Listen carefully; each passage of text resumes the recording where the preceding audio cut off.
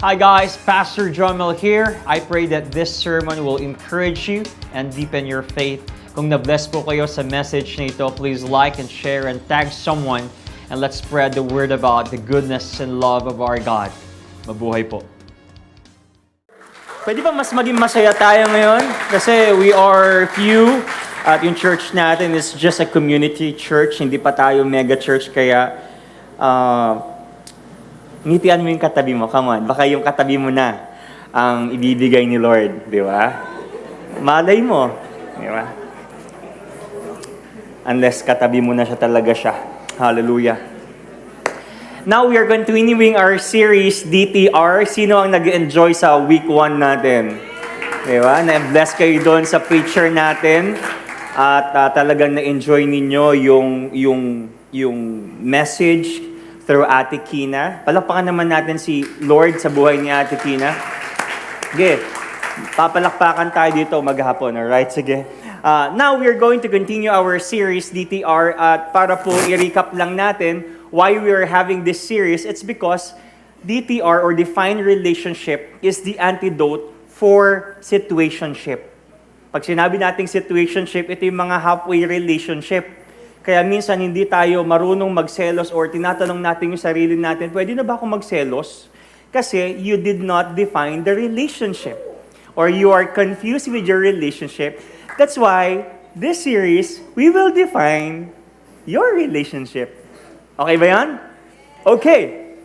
Sabihin mo nga sa katabi mo, Happy 8th of February! Happy 8th of February! Happy 8! Kahit wala ka pang kadate.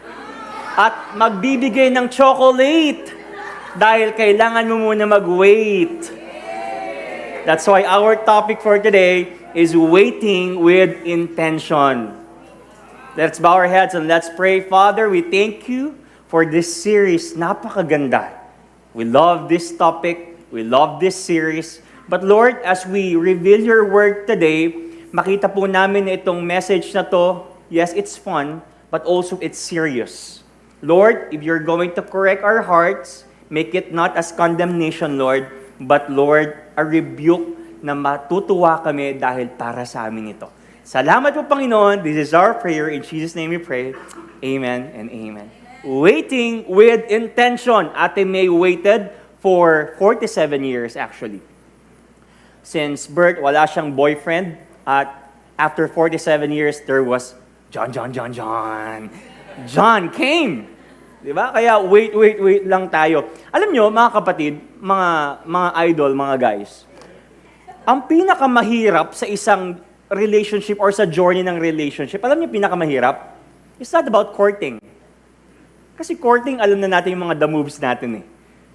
Ang dali na mag-court ngayon, unlike before, talagang may ka-penpal ka, kung taga Cebu, yung taga-penpal, yung penpal mo, susulatan mo ng mail at ang mail dumadating to after a month. Pero ngayon, through chat, video call lang, ay, kayo na, di ba? Pero ngayon, ang bilis ng courting. That's why sa isang journey ng relationship, ang pinakamahirap is yung tinatawag nating waiting. And after waiting, sinagot ka ng oo, matamis na oo ng jowa mo, yes, okay, I'm willing to get married, I'm willing to have commitment. Ang pinakasusunod na mahirap is yung tinatawag natin maintaining. Because after your wedding ceremony, there's marriage. And you have to maintain the commitment, you have to maintain the love, at yun ang pinakamahirap. Ngayon, alam nyo, guys, sa kultura natin, ang pinakamahirap is yung waiting. At nakakalungkot, sa culture natin ngayon, waiting is seen as what? Sayang ang oras. If you're going to say yes tomorrow, why don't you say yes now? If we're going to do it tomorrow, why we don't do it now? Waiting is seen as sayang ang oras, or maybe nakikita natin, hindi naman niya ako gusto kasi pinatatagal niya pa yung pag-wait ko, baka hindi niya ako gusto. Or maybe, baka may iba na yan. Kasi ang tagal niya akong sagutin, 1 week na ako nanliligaw, may iba na yan. Or baka naman, somehow, nakikita natin, ang waiting is a red flag. Tigil mo na yung relationship or yung pag-chat dyan kasi ibe-benching ka lang yan. Alam niyo yung benching? Maraming pinagpipilian yan kaya matagal siya mag-reply sa'yo. Bakit ganon? Negative na ngayon ang paghihintay. Porket ba pinatagal, red flag na? Hindi ba pwedeng wait ka muna or hintay-hintay lang, di ba? Minsan nagmamadali tayo, Danny. May lakad yarn. Yung mga lalaki, madalas, hindi makapaghintay. Kaya madalas, ang nangyayari sa babae, what? Breadcrumbing. Alam niyo yung breadcrumbing? Sweet ngayon. Tapos after a week, nawawala. Yung naka-move on ka na, kasi hindi na siya nag-chat ng 1 month, tapos biglang mag-chat-chat sa DM mo. Sasabihin, coffee tayo. I miss you. So ngayon, babalik na naman yung tamis. And then the same cycle. Kaya most of the time, nangyayari, nagiging what? Delulu yung katabi mo. Tignan mo yung katabi mo, mukhang delulu ba? Delusional. Ikaw na lang ang nakakaalam na kayo. Alam niyo madalas, delulu tayo, no? Paano malalaman ng isang tao ay delulu? Kapag yung hindi pa sila pero nagpaplano na siya. Yung hindi ka pa niya kilala pero na-set mo na yung date ninyo at yung marriage ninyo. Isa kang delulu. Ngayon, kapag hindi natin nabantayan itong mga bagay na to, ano nyo yung nangyayari? Kaya madalas itong team song mo di ba? Itong team song mo. Kasi what? Ghosted ka. Gabi-gabi, naiisip mo siya. Gabi-gabi, naalala mo siya. At ngayon, anong nangyayari? Hindi mo na siya makalimutan. At ang hirap tanggapin. Ayan na. Lalabas na. Come on. Background. Ang hirap tanggapin dahil hindi mo na siya makalimutan. Kaya mo yung katabi mo. Talagang nandun ka sa kwarto mo, nag-emote-emote ka. Binabalikan niyo yung conversation ninyo. Yung mga memes na sinend sa'yo. Diba?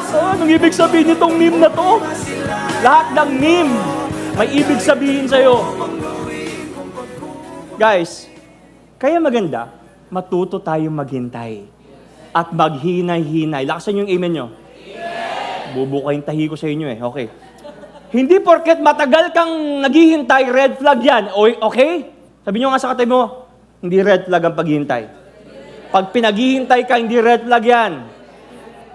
Mabilis ka ngang sinagot, or mabilis ka ngang nanligaw, ang nangyari? Nanoship. Alam niyo yung nanoship? A very short and low commitment.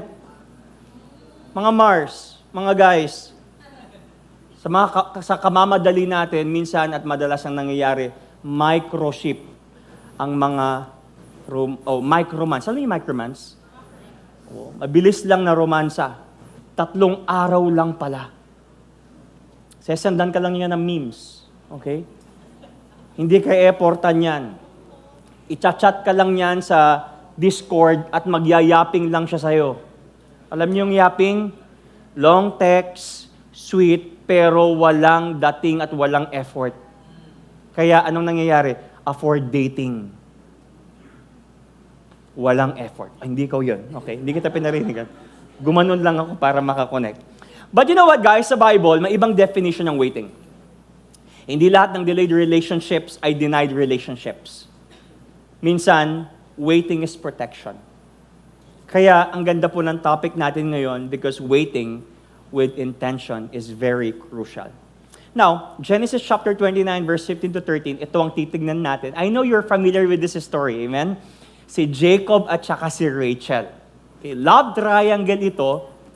Hindi na natin bibigyan ng pansin si Leah, pero pagtutuunan natin ng pansin si Jacob at saka si Rachel. Now, let me summarize to you the story para maintindihan natin.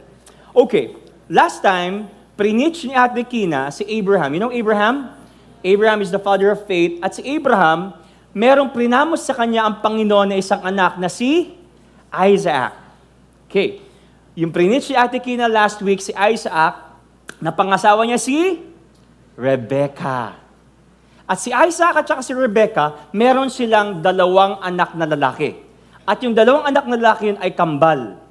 Panganay si Esau at bunso si Jacob. Now, to make the long story short, nung matanda na yung kanilang tatay na si Esau, sinulsulan siya nung nanay nilang si Rebecca. Sabi ni Rebecca, anak, kasi favorite niya si Jacob eh. Kaya pag may favoritism sa bahay, it distorts home. Sabi niya, anak, dahil favorite kita, ganito ang gawin mo. Para mapunta sa iyo yung blessing ng tatay mong si Isaac, ipagluluto natin siya ng masarap na pagkain. Kasi si Rebecca, magluto yan, mga nanay. Ngayon, instead na ibigay yung blessing kay Esau, ninakaw yung birthright ni Esau at kinuha ni Jacob dahil sinulsulan siya ni Rebecca. Ngayon, to make the long story short, naggalit ngayon si Esau. Hinanting ngayon ni Esau itong si Jacob. Ngayon, pag hinahunting ka, anong gagawin mo? Magtatago ka. So, tumakas itong si Jacob. Ngayon, napadpad siya kay Laban. Si Laban ay kanyang uncle. Okay? At si Jacob gusto niya ng reset. Parang, may mga ganyan ba? Yung parang gusto niyong nasaktan kayo, na-broken kayo, tapos akit kayo sa sagada, tapos gusto niyo ng reset, di ba? Magka-coffee kayo. O lahat tayo, gusto natin reset. But Jacob, longing for a reset. Kasi nga, inahunting siya ng kuya niya, papatayin na siya. So, ang ginawa ni Jacob, tumakas siya, dumating sa point na wala siyang pera, wala na siyang ipon, puro pighati, at ang hawak lang niya ay yung promise ng Panginoon. Ngayon, habang naglalakad, si Jacob, napadpad siya kay Laban. At si Laban, meron siyang 2 anak. Angkan niya si Laban. Of course, long story short, magiging asawa niya si Rachel dito. Pastor, pwede palang asawahin kahit pinsan mo, no? Or parang kahit kamag-anak mo. During their time, pwede pa. Kasi hindi pa dumarating dito yung batas ni Moses. Okay? I want to establish that. Baka mamaya, di ba? Okay, naglakad si Laban, naglakbay sa milya-milya, and then, meron siyang natagpuan na 2 babae.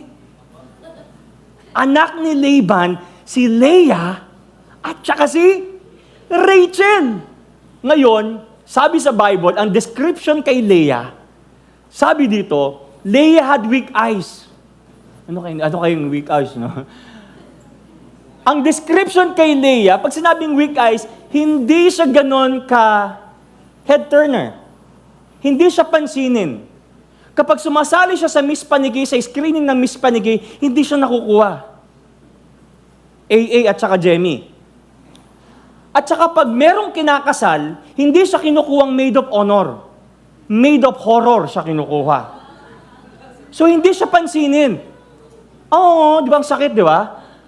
Mamaya, makikita niyo kung gaano kasakit yung nangyari dito. Pero, ganun talaga ang buhay. Ngayon, merong bunsong kapatid si Leah. Ang pangalan ay si Rachel. Sabi sa Bible, Rachel was beautiful in form and appearance. Head turner. Ang lakas ng Reels. Kapag nag-post sa Facebook, viral agad. Ganun kaganda ito. Ngayon, si Jacob, nakita niya yung 2 na love at first sight siya kay Rachel. Totoo pala yun, no? Meron ba dito na love at first sight kayo? Diba? Okay, wag mo na ngayon. Okay, baka may enable ko kayo. Okay?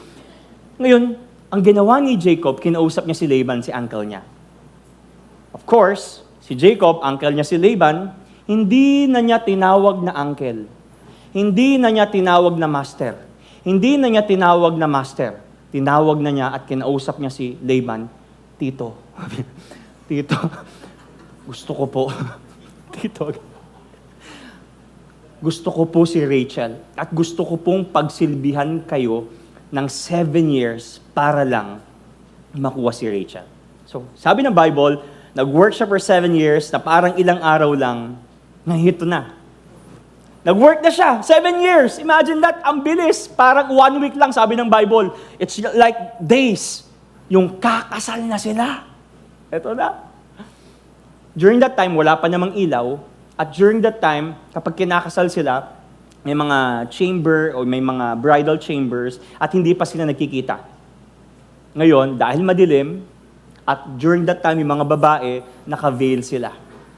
So ngayon, pagkita niya, kinaumagahan, ito na yung pinagtrabahuan ko ng 7 years. Antindi nito. Excited na siya, talagang nanginginig na siya, nanggigigil na siya, di ba? Parang kayo lang. So ito na yun. Pagkatanggal niya ng veil, bumungad sa kanya. Ibig sabihin, si Leia! This is the ultimate catfish.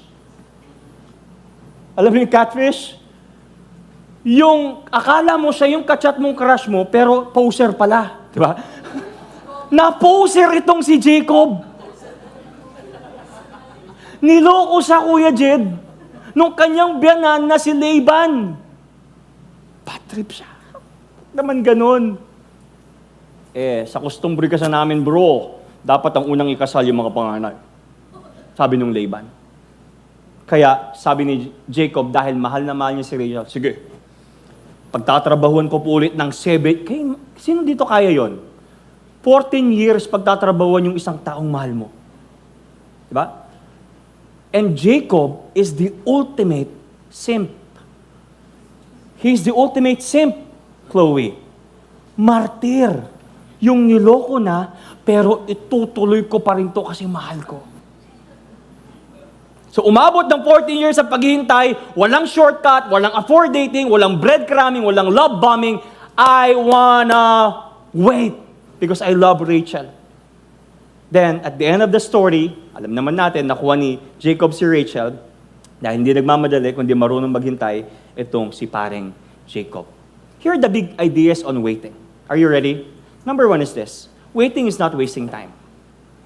It is an expression of value. Kapag naghihintay tayo, it is actually an expression that we value relationship. Alam niyo, sa totoo lang, hindi mo hinihintay ang walang value. Ang hinihintay mo, yung may mga value at limited edition. Sino dito kumain na sa mga fine dining versus fast food restaurant? Ito ang tanong. Bakit kapag kumakain tayo sa fine dining, kahit 30 minutes, okay lang maghintay tayo? Why? Kasi social. Kasi alam natin masarap yung pagkain. Kasi alam natin the best yung isa-serve sa atin. Pero bakit sa fast food, Ate Carla, 30 seconds pa lang na late, nagrarun ka na dun sa crew. Because you know, it was fast. Because you know, budget meal. Kaya ang pagre-relationship at pagpapakasal, tanong nyo yung mga kinasal na dito, ang pagpapakasal, hindi siya budget meal. It's like a fine dining meal. Sabi mo nga sa katabi mo, fine dining, brother. Wala ka sa Jollibee. Okay? Number 2, God uses seasons of waiting to form character, clarify motives, and protect the heart. Kaya maganda, sa unang chat pa lang, mga babae, nandiyan ba kayo? Say amen. Mahina. Babae, sabi nyo, Okay, mga babae, sa unang chat pa lang ng lalaki na yan, ask the hard questions. Teka, sir, ano bang intention mo sa akin? Sesendan mo lang ba ako ng memes? O bakit ba ako kinakausap? Bakit tayo nag-uusap sa Discord at nagyayaping ka? Diba? Pupuyatin mo lang ba ako? Kasi boy, sawa na ako sa ground hugging. Please, pupuyatin mo lang ba ako? Now, let's define the relationship, boy. Number 3, love that is worth having is worth waiting for. Kung hindi niya kayang maghintay, baka hindi niya kayang alagaan yung commitment in due time. Bakit? Kasi ang love at ang relationship and marriage, forever yan. Wala nang atrasan. Walang graduation. Kapag kinasal ka ngayon, after 10 years, gagraduate ka o may renewal ng contract, ay, baho pala ng kilikili niya, ayoko na siya. No, walang graduation sa marriage. Once na naipasok na yan sa PSA, at meron na kayong marriage contract or marriage certificate, it is forever.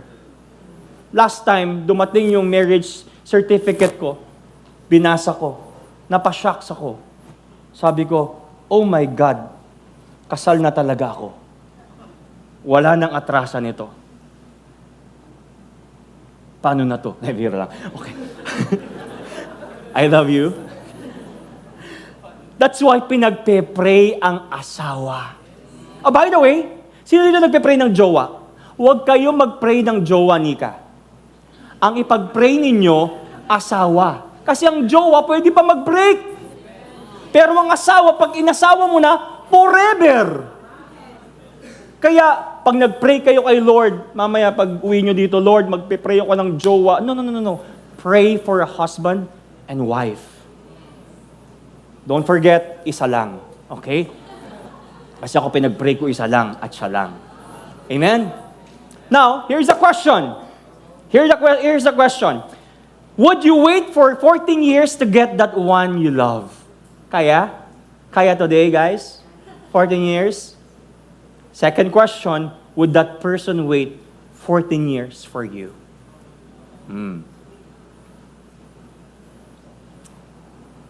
Tigil ko na to. Okay. Genesis 29:18. I will serve you even or 7 years for your younger daughter, Rachel. After lokohin ni Laban si Jacob, sabi ni Jacob kay Laban, sige, dahil mahal na mahal ko yung bunsong anak mo na si Rachel, maghihintay ako at magwo-work ako ng 7 years. Guys, 7 years of work, 7 years of effort, 7 years of patience, 7 years of discipline. Now, gusto kong makita ninyo, Kuya Jed, yung konteksto nito.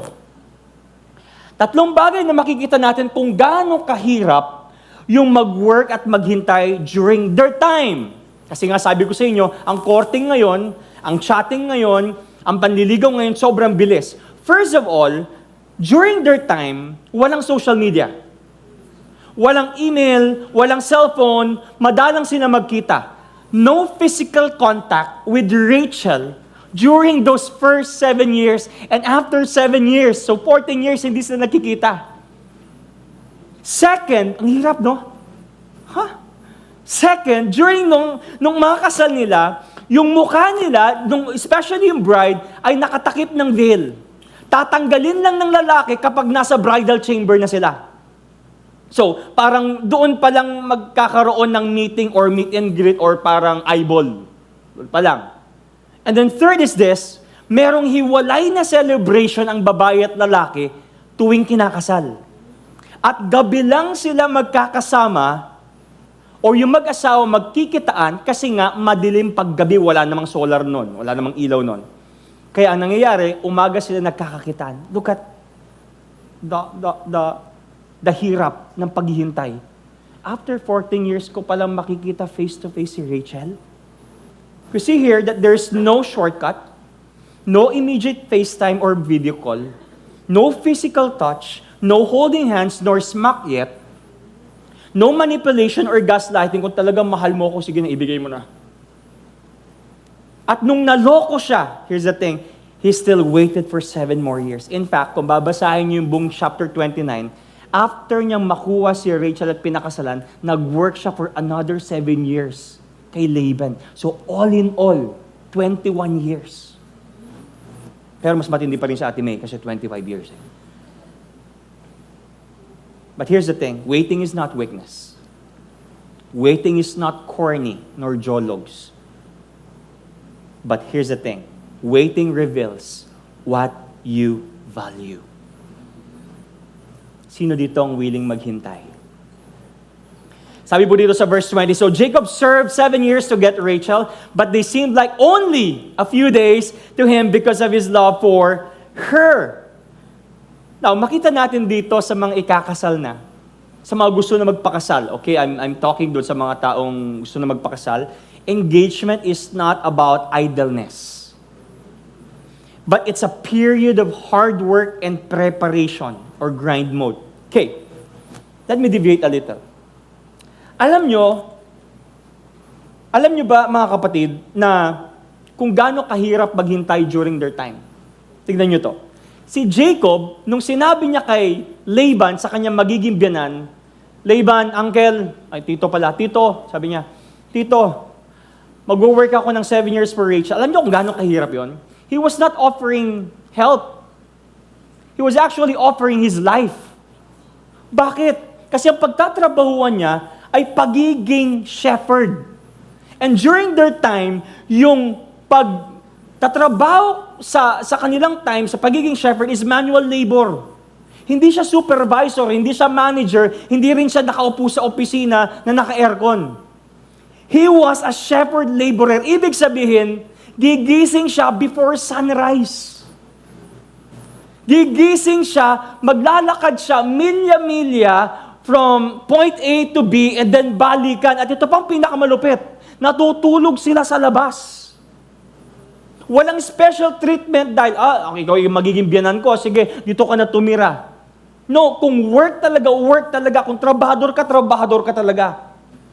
Babantayan mo yung mga sheep sa mga wild animals. In fact, sabi sa verse 30, by that day, heat consumed me, and the cold by night and sleep fled from my eyes. So, hindi siya 8 to 5 p.m. job. Walang aircon. Walang weekends. Walang vacation leave. Walang sick leave. Rose, na kapag nagkasakit, okay, sick leave tayo, pwede, sige, nakakaawa. Ano, walang sick leave. At ang pinakamasakit, kapag nawala pa yung tupa ni Laban, siya mismo magbabayad. Tapos, ang pinakamasakit, dinadaya pa siya ng kanyang biyanan. Hindi lang mahirap yung work, kundi yung pinaglilingkuran niyang hirap pa. Now, correct lang natin yung idea ng being engaged. Sino po dito i-engage na? Okay? Soon, i-engage tayong lahat. Okay? Amen? Amen. Okay. Ang pagiging engaged po, ang engagement po, ay hindi lang paghihintay sa kasal. For example, di ba, lumuhod ka na. Will you marry me? Tapos, yes. Sabi ni Ate Carla. Okay. Imanan siya. Okay. Kuya Jen, kinikilig ka.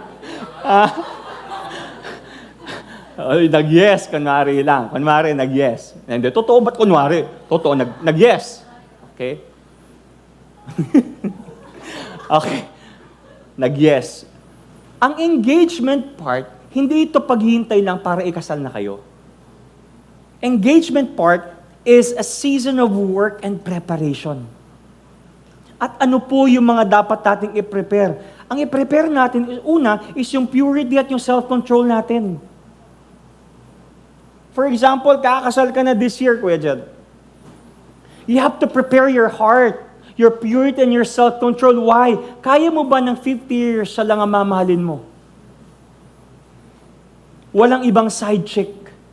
Walang micro-cheating. Second is, ano pa yung dapat natin i-prepare? Tamang kaalaman at wisdom. Sa lahat ng ginagawa natin. Number 3, kakayahang kumita at dumiskarte sa buhay. Mag-aasawa kayo mga babae, pero mala Disney princess kayo. Ang hirap naman sa mga lalaki noon, sa kalalakihan. Diba? Umalis yung asawang lalaki para magtrabaho, nakahiga ka at nagsa-cellphone. Pagbalik niya, nagsa-cellphone ka pa rin. Disney princess. Lalaki, gusto niyo ba ng ganon? Ayaw. Sa mga lalaki, marunong na ba kayong kumita at dumiskarte sa buhay? Anong ipapakain nyo? Wala. Hindi, MVP po ako sa basketball eh. Mr. Pogi, 2026 po ako eh. Pogi ako eh. Tagiliran kita eh. Number 4, hindi mo pwedeng ipakain yung trophy mo. 2026, Mr. Pogi po ako. Kainin mo to, bebe ko. Ay, ganun. Kailangan dumiskarte tayo kasi magkakaanak ka. Man, grind, hustle. Sabi nga nila, mag-work ka. Hindi to pogi-pogi lang. Pero mas maganda kung kumikita ka, tsaka pogi ka pa. Di ba? Oh, Tapos may takot pa kay Lord. Number 4, anong kailangan natin prepare? Skills at saka personality. Pag nag-asawa kayo, hindi na kayo pwedeng gabihin, I tell you. Ako kasi, diba, tagal ko rin naging single eh. Parang 10 years din ako naging single from the, ganyan, whatever. Okay. Baka madulas ako dito. Okay, so, 10 years. Nasanay akong mag-isa. Sa totoo lang, nung kinasal, ang laki ng adjustment ko. Hindi ako sanay na may katabi. Ang katabi ko lang noon si Ino. Pag may katabi ako, nahihirita ako. Di ba? You know that, ang tagal ng adjustment doon. At hindi ka na pwedeng gabihin ngayon. Kung dati nagdodota ka hanggang alas 3 sa madaling araw, hindi na pwede yun. Kaya totoo yun, Dota o ako. Hindi yun, legit yun, hindi yun joke. Dota o ako.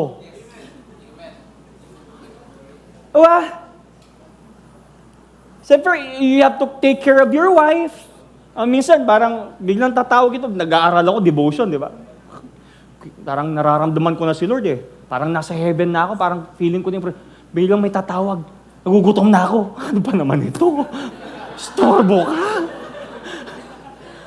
But I have to take care of my wife. Okay, sige, sunduin kita. Hindi ko naman trabaho to dati. Ba't ngayon, titrabaho ko na. Kasi pakialam ko lang dati yung sarili ko eh. Pero pag nag-asawa kayo, especially pag nagka-anak, for sure, may iba dito may mga anak. You have to take care of your family. How's your personality and your responsibility? Hindi to kiligs-kiligs lang. Ang kiligs, nagfe-fade yan. Next week, wala na yung kiligs mo. Kasi nalaman mo, may bad breath pala. Number 5, emotional at spiritual maturity. Baka naman lagi ka nagtatampo at ng open. Hindi ka lang nasundo. Andun ka sa taas ng tarel ko. Iyusin mo yung puso mo. Tsaka yung spirituality mo. In marriage, I tell you, you need humility and patience. Kahit hindi mo kasalanan, sige na, kasalanan ko na lang. Para matapos na to. Kaya may nakita niyo yung memes na, I don't want peace. I want problems. Totoo eh. But because you are humble, sorry na. Para masaya kayo. Diba? May time na ganito, Kuya JP eh. Yung ang saya nyo ng maghapon, talagang binigay mo, nag-effort ka, tapos matutulog din lang kayo, na-offend mo pa siya, matutulog kayong malungkot. Bad trip! Ba't ba ako nagkasawa, Lord? Pero kinabukasan, sige, napakatulog na ako. I love you. Sige, natid na kita. Iwan ka na ng 2,000 dyan para okay na. Buti na lang, mayaman yung asawa ko. Okay? But here's the thing, guys. If waiting feels unbearable, maybe you want is not love. It's just butterflies. It's just kiligs. It's just attractions. Itong problema, gaya ng sabi ko sa inyo, nagfe-fade ang kilig. Love is all about commitment. Love is all about patience. Love is all about choice and sacrifice. That's why, point number 2, waiting exposes motives. Pag naghihintay kayo, mga kapatid, na-expose kung ano yung motibo na nanliligaw sa inyo. Sa mga babae, walang masamang magpa-hard to get. Babae, say, parang mahina. Hindi masamang magpa-hard to get. Hindi masama ang kapag intentionally dinadry texting mo yung nagko-courting sa'yo. Or suitor mo. Diba? Pakita mo yung picture dyan. Boy, kumusta ka? Okay lang ka ba today? Okay. Diba? Hindi masama ang dry texting. Nice, anong ginagawa mo? Kanina? Wala lang. Chill day ah. Gusto mo bang lumabas minsan? Ewan. Hindi masama. I'm so proud of you. If you're like this, Oh, I'm so proud. Palakpakan natin yung mga nagda-dry testing. Palakpakan natin sila. Good job! Hindi masamang maging picky or maging hard to get. Taasan nyo naman ng standard ninyo. Sinabihan ka lang ng pick-up lines. Straw ka ba? Knock, knock. Who's there? Straw ka ba? Bakit? Strawberry! Ay, tayo na! Ano ba yan? Taasan mo naman yung standard mo. Binilihan ka lang ng isang basong gulaman eh. Kayo na. O kaya yung stick O. Ano ba yan? Ay, tayo na. Lahat na lang ng bagay, kinikilig ka. Diba? Verse 27-28. But wait until the bridal week is over. Naghintay si Jacob, then will give you Rachel. 2. Provided you promise to work another 7 years for me. So Jacob agreed to work 7 more years. Hang tindi. What? Another 7 years? Jacob could have demanded Rachel. Jacob could have forced Laban. Karapatan ko yun, nag-work na ako sa iyo. Jacob could have walked away. Jacob could have posted on social media. Sabihin niya kay tito kong tricksters, mga tricksters kayo, niloko niyo ako. But he waited. Because waiting purifies intention.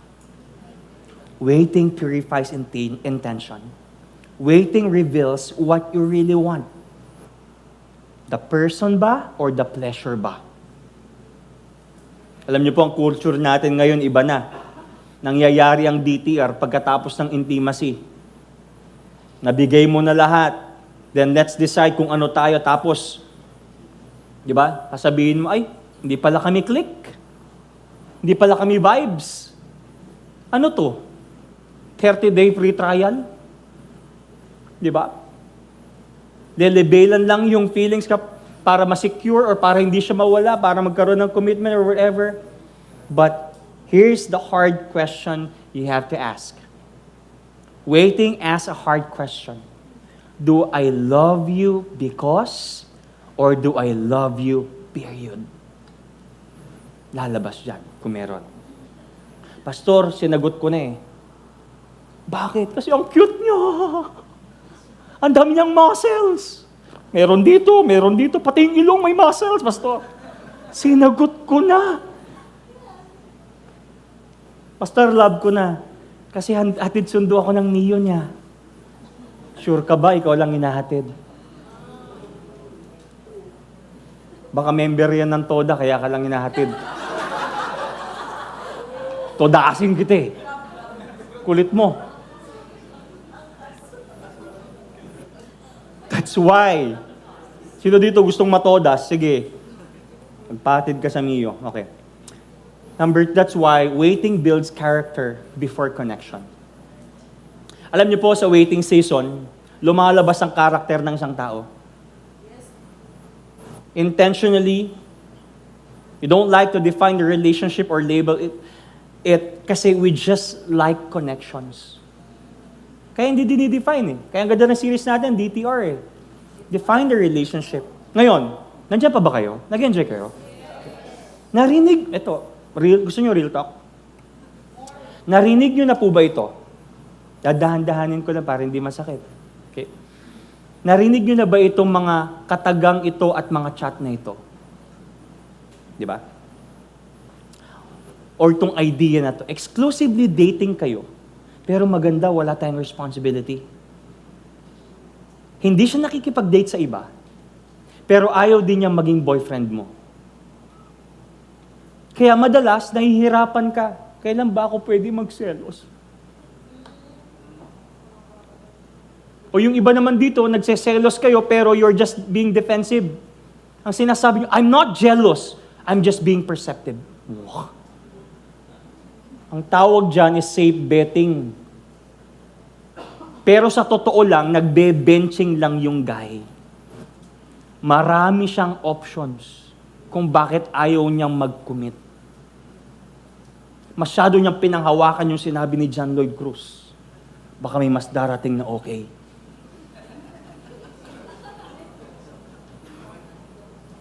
Oh, sa pool tayong lahat, no? Number 2, narinig nyo na ba to? Huwag muna nating lagyan ng label. Baka kasi magkasira tayo at magkasakitan tayo. What? Pero thing is, araw-araw ka nasasaktan dahil may kakomentan siya sa IG. At saka sa ka-DM-an, sa Discord. How about this? Let's see where this goes. Seble! Walang direction, walang malinaw na patutunguhan, pero nandun yung attachment. Ito. Naririnig natin to, rampant ito sa church. Pinag-pray pa po namin. Narinig nyo na yan. Madalas ko naririnig yan. Okay? Seble! Nagpe-pray! Pero nakita ko nag-one by one na kayo. At nasa lesson na kayo ng encounter. Organic encounter na nangyari, girl.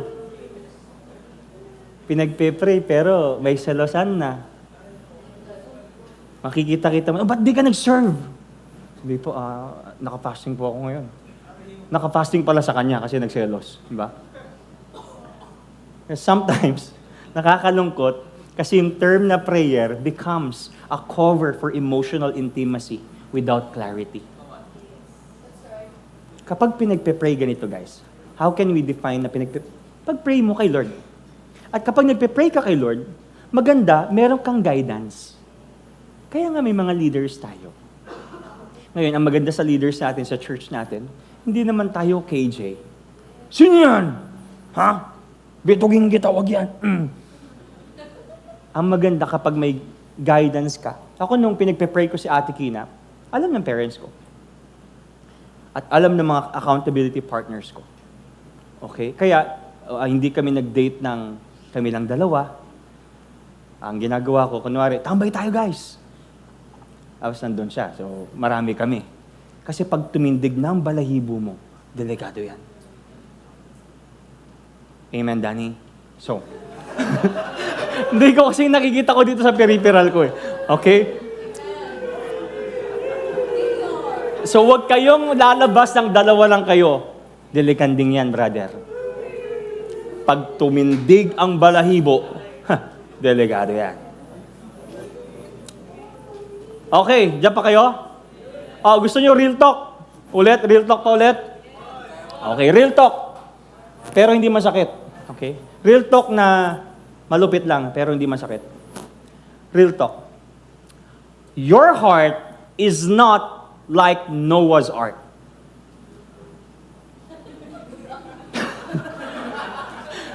Wait for the bars. Okay, wait lang.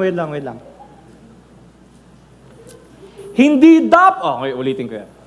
Your heart is like Noah's Ark. Hindi dapat pinapapasok ang may mga animal trait sa puso mo. Number 1 na wag na papapasukin, ahas. Sweet magsalita, manipulative, cheater, at gumagapang sa iba.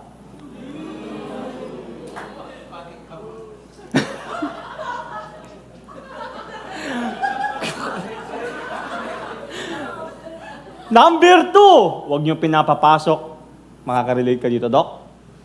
Huwag niyong pinapapasok ang mga papi sa inyong puso. Cute sa umpisa. Puro lang infatuation yan. Intro boys yan. Intro boys. Sa una lang magaling. Pero hindi ka paninindigan. Papi love nga eh. Huwag niyong pinapapasok sa puso niyan. Number 3, ito, monkey. Kahit naman ako, ayoko na monkey. Pa-joke-joke lang, may humor. May mga humor eh. Pero hindi seryoso. Kaya pinaglalaruan ka rin. Dinadaan ka lang sa mga pa-pick up. Pa-pick up copy, di ba? Tapos bumigay ka na. Ang galing eh, nakakatawa eh. Actually, kahit hindi pa siya nagsasalita, tignan mo siya, nakakatawa na. Di ba? Number 4 is slot.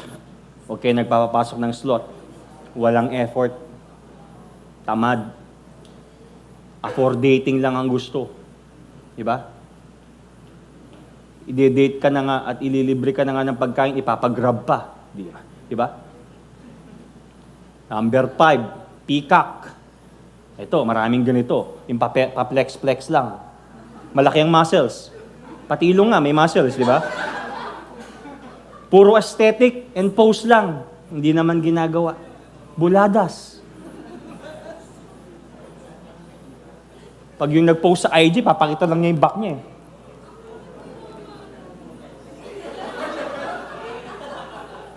Pero pag yung paninindigan ka na, forma lang.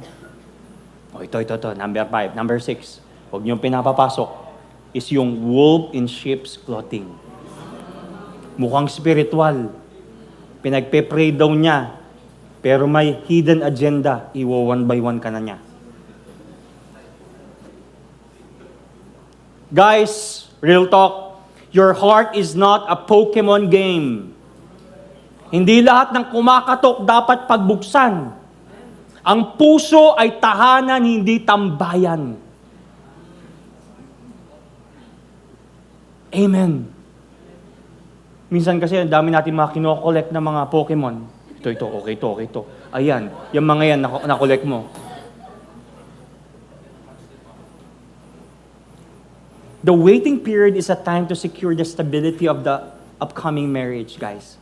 Guys, ito ang nakakalungkot. Ito real talk to, naranasan din namin mag-asawa to. Why we're spending too much pagbili ng dress, 20,000 pesos. Event organizer, mahal. Yung event place, 200,000 pesos or 50,000 pesos, ang mahal. We spent too much doon sa wedding. Minsan nga, lit na kay pastor eh. Charot naman. So, pero, ang nakakalungkot dito, hindi tayo makapag-spend ng 300 pesos to buy books. What marriage and relationship is all about. We have counselors in this church. There's Bishop, there's Pastor Jomel, there are people who are married para makapagbigay sa inyo ng magandang advice. Talk to them. So verse 28 and 30, look at this. So Jacob agreed to work 7 more years. So Jacob went into Rachel also, and he loved Rachel and served Laban for another 7 years. Palakpakan naman natin si Jacob. Grabe, pinanindigan, pinaglaban si Rachel at hindi iniwan. Chivalry is not dead. Pasok. Pinanindigan ni Jacob si Rachel. Woo! Come on.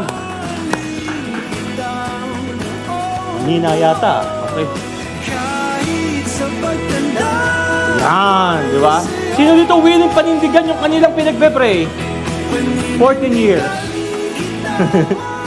Tumawa ka. Okay, tama na. Nadadala na ako. Hindi lang yon. Ang malupit dito, pinanindigan, pinakasalan, hindi lang tinambayan, kundi ginawang tahanan. Grabe. Woo! Ha? Yan yung team song ni Rachel.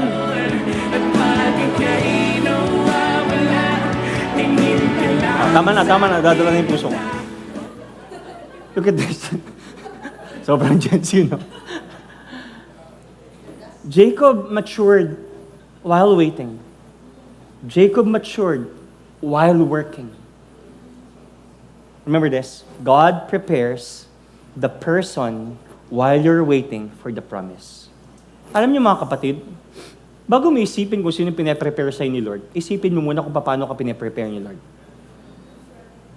Remember si Adam? While he was waiting and resting, God is moving, creating someone for him. So ang sikreto, mga kapatid, is just wait and sleep. While we're resting, God is working. Madalas, ang inaayos muna ni Lord ay yung ikaw bago niya ibigay yung hinahanap mo. Kaya naman, don't buy with those instant replies. instant access, instant intimacy. Why? Because waiting protects the heart. Sabi nyo nga, waiting protects the heart. Lakasan nyo. Waiting protects the heart. Jacob did not take advantage. Jacob did not manipulate emotion. Jacob did not shortcut commitment. But here's the thing, Proverbs 4:24, itong ginawa ni Jacob. He guarded his heart. So sabi dito, Proverbs 4:23, guard your heart, for everything you do flows from it. Waiting is not repression. It is protection. Kaya maraming frustrations kasi walang protection. Sa kultura po natin ngayon, ang nangyayari, ang culture is this, if it feels right, then do it. Follow your heart. Pero ang sinasabi ng Panginoon, if it's right, it can wait. You have to follow God's will. Naririnig na ba natin yung follow your heart? Kila Papa Jack? Sa TikTok? Alam nyo na tong verse na to. Sige, next one. Yan. TikTok, 6, 7. Sabi dito, follow your heart. Itong sabi ng TikTok, 6, 7. Itong sabi ng TikTok, 6, 7. Follow your heart. As long as you're happy, ayahan mo sila. Huwag mong isipin ang sinasabi ng iba. Buhay mo yan. Kung mahal mo, go lang. Your truth matters. But the Bible never says, follow your heart. It says, guard your heart.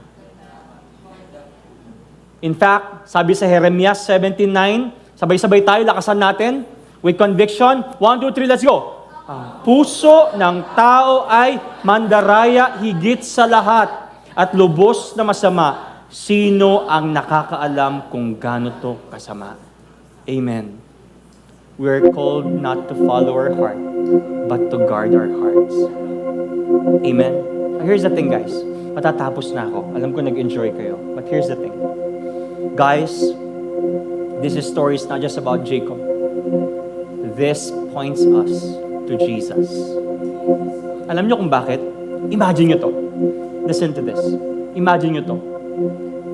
Imagine niyo from the fall ni Adam at ni Eva sa Genesis chapter 3. Ang ganda ng creation ng Panginoon, and then Genesis chapter 3, nagkaroon ng fall, nagkasala, nagkaroon ng kasalanan. For sure, si Lord, babang-baba na siya. Sabi niya, gusto ko nang i-restore yung nasira dahil mahal ko ang aking mga nilikha.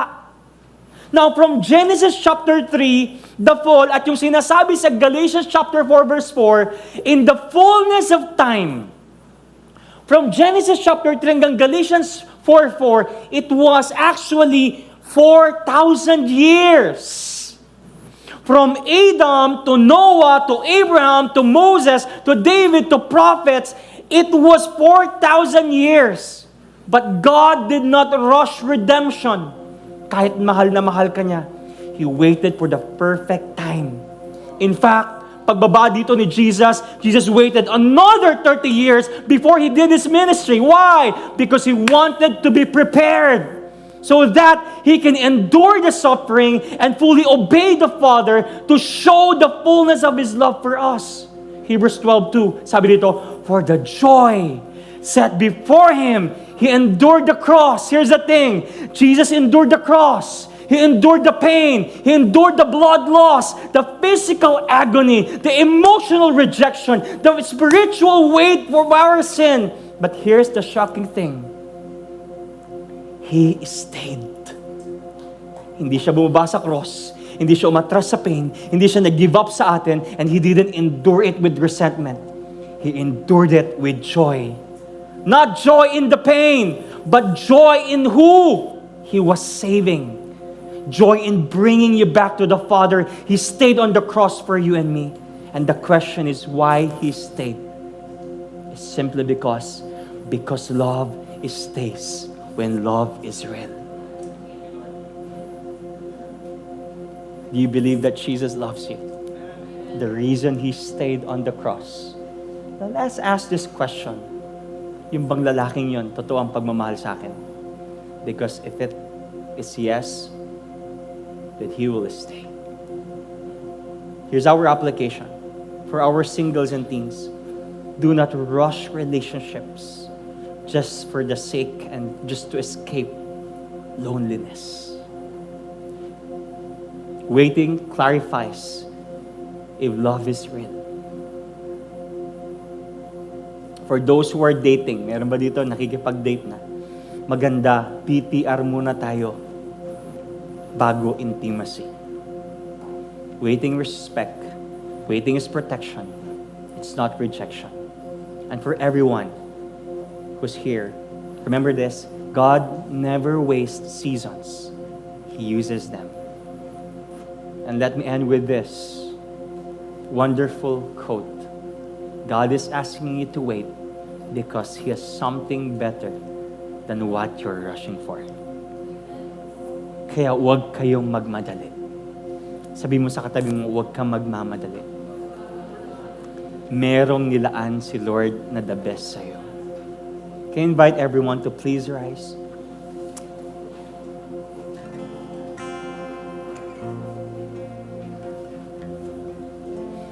Before we sing this song,